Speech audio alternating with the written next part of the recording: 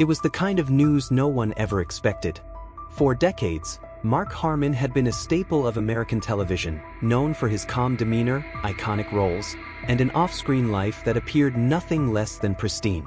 But on that day, as cameras flashed and voices murmured in disbelief, the image of the man we thought we knew began to crumble.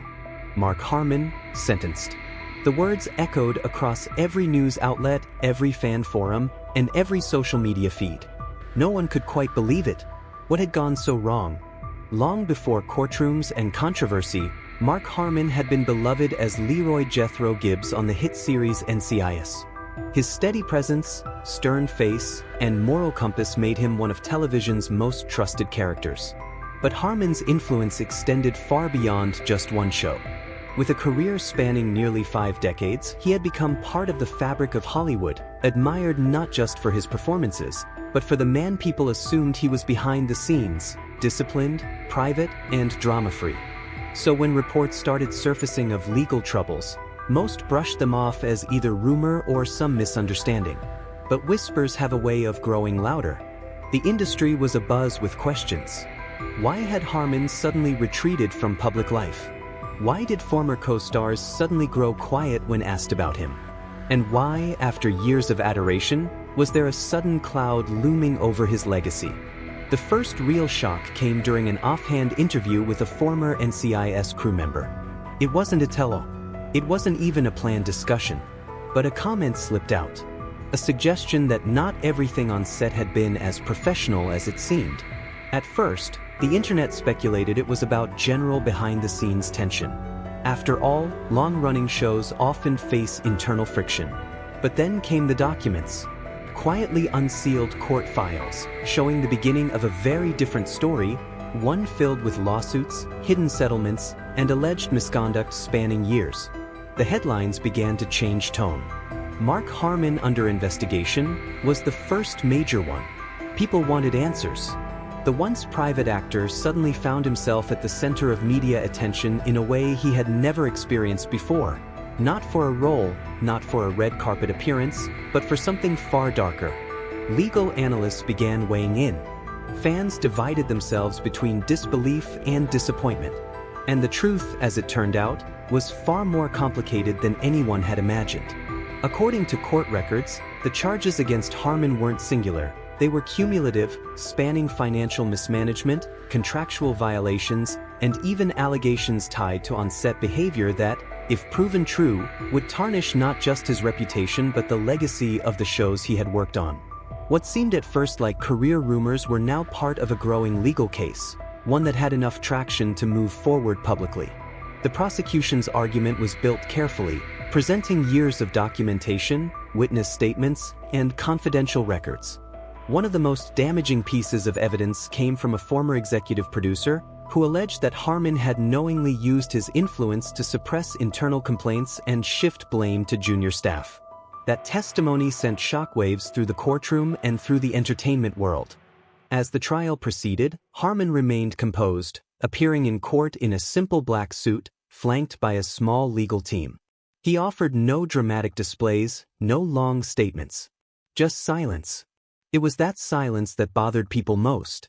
Fans wanted explanations. The industry wanted accountability. And yet, Harmon stuck to the quiet discipline that had once earned him admiration, but now only deepened the mystery.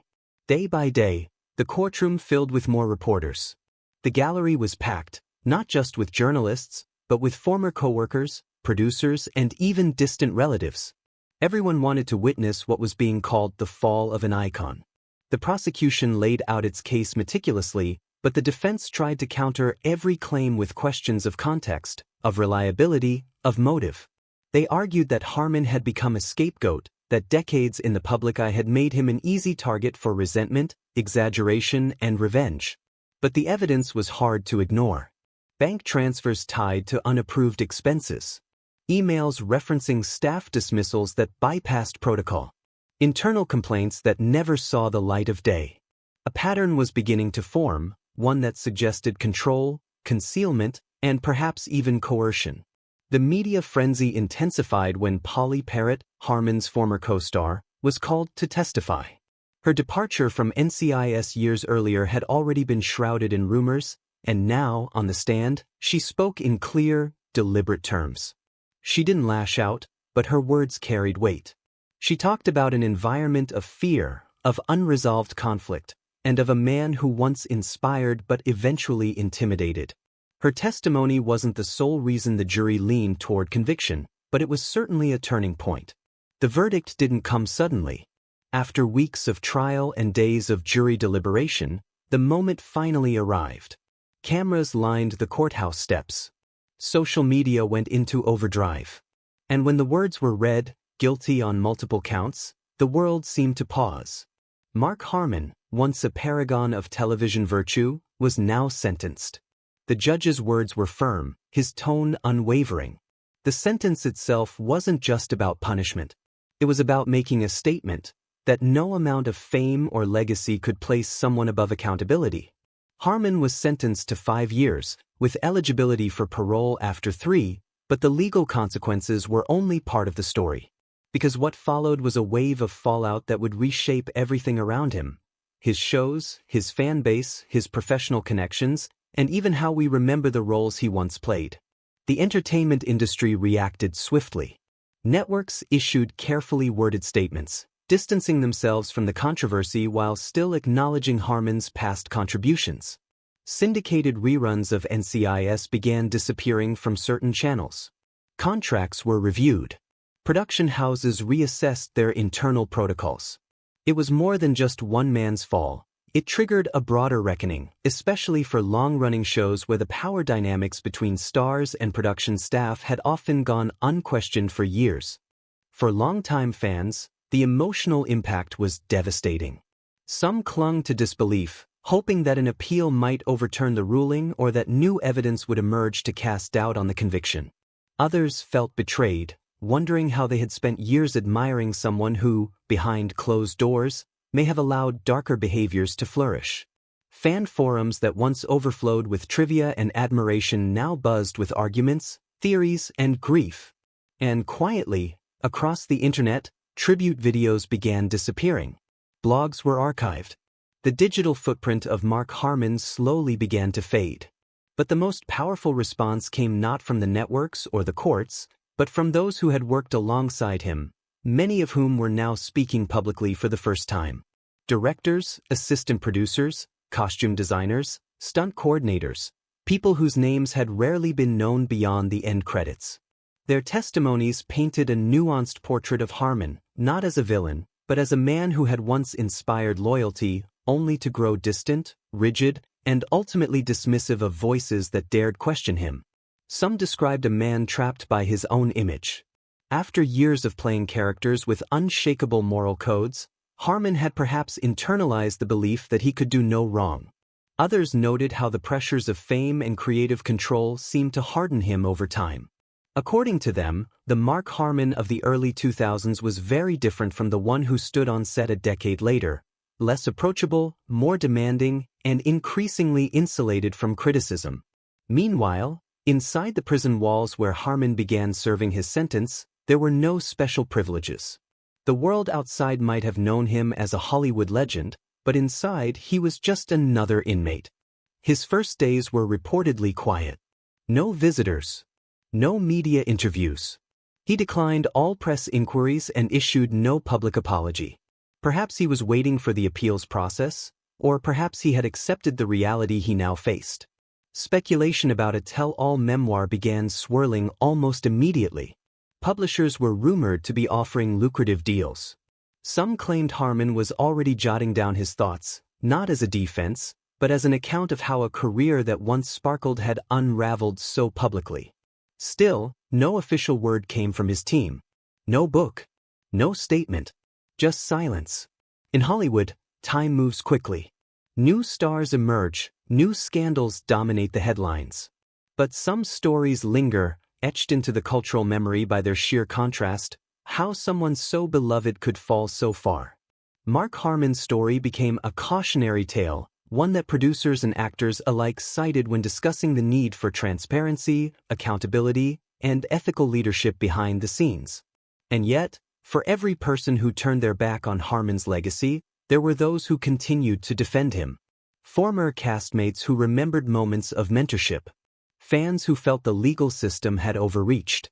Even fellow actors who, though silent during the trial, later hinted in interviews that the full truth may never be known. These voices weren't loud, but they persisted, reminding the world that stories are rarely black and white. What made the entire saga even more complex was Harmon's refusal to fight back in the media. No interviews. No rebuttals. No dramatic outbursts. Just a man who, after decades of commanding the spotlight, now chose to retreat into the shadows. Whether it was out of guilt, strategy, or exhaustion, no one could say for sure. But the absence of his voice left a void, one that people rushed to fill with opinions, assumptions, and conjecture. As months passed, the entertainment world slowly adjusted. New actors stepped into lead roles once thought inseparable from Harmon's legacy. NCIS continued in some international markets with disclaimers. Spin-offs emerged with entirely fresh casts. A new generation of viewers, many unaware of the show's complicated past, began rediscovering it through streaming platforms, often unaware that the face they saw leading each episode had become one of the industry's most controversial figures.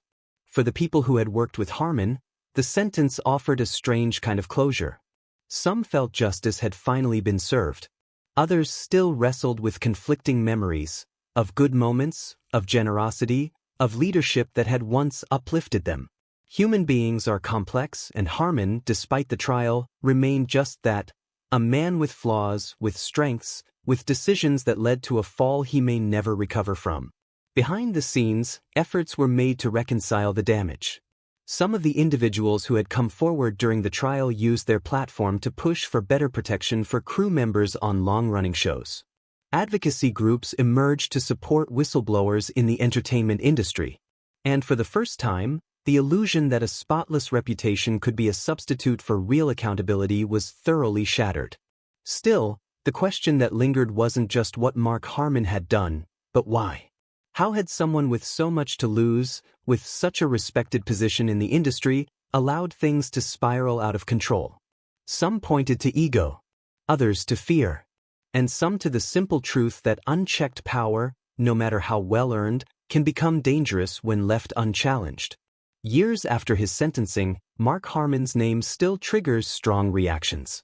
Documentaries were proposed. Podcasts dissected the case from every angle. College media classes began using his story as a case study in the rise and fall of celebrity personas. Some called it a tragedy. Others called it justice. But no one could ignore it. He had once been a household name, an American icon, the face of justice on TV. Now, he was a cautionary footnote in Hollywood history. His image no longer adorned posters or DVD box sets. His legacy, once clear, was now complicated, debated, and deeply fractured. And as the world moved on, so did the people who once knew him best, carrying with them stories, memories, and unresolved emotions about the man who, for better or worse, had left an indelible mark on their lives. Years passed, and the media cycle shifted to newer stars, fresher controversies, and modern cultural battles. Yet, like a ghost, Mark Harmon's story would re-emerge now and then, on anniversaries of his sentencing, during retrospectives of NCIS, or when someone involved in the original show gave a cryptic quote or made an emotional reflection. Each resurgence reopened old debates, reigniting arguments about guilt, redemption, and the limits of personal legacy. Inside the prison where Harmon served his sentence, his life remained quiet. Those who worked at the facility described him as reserved, polite, even distant. He kept mostly to himself, reading, sometimes writing, occasionally participating in counseling programs.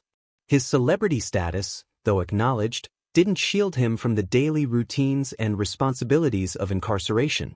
If anything, it made his isolation more complete. Inmates recognized him, sure, but they weren't fans. They were men with their own stories, their own regrets. To them, Harmon wasn't Gibbs. He was just another man doing time. His legal team filed for parole at the earliest opportunity, and in a move that stunned some and satisfied others, the board granted it. Harmon was released after serving just over 3 years, under strict conditions. There was no press conference, no interviews, no eager crowd awaiting his freedom. He exited quietly through the back of the facility, face hidden by sunglasses and a plain cap, vanishing into a world that had long since moved on. Post-release, he didn't return to Los Angeles or make any attempt at a public comeback. Instead, he was spotted briefly in a small coastal town, far from Hollywood, living in a modest home near the sea. Neighbors described him as quiet, rarely seen, and always alone.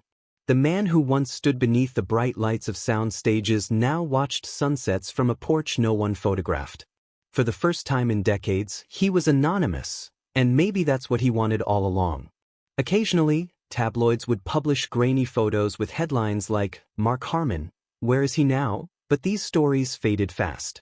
There was no scandal to chase anymore, no dramatic turn of events to report.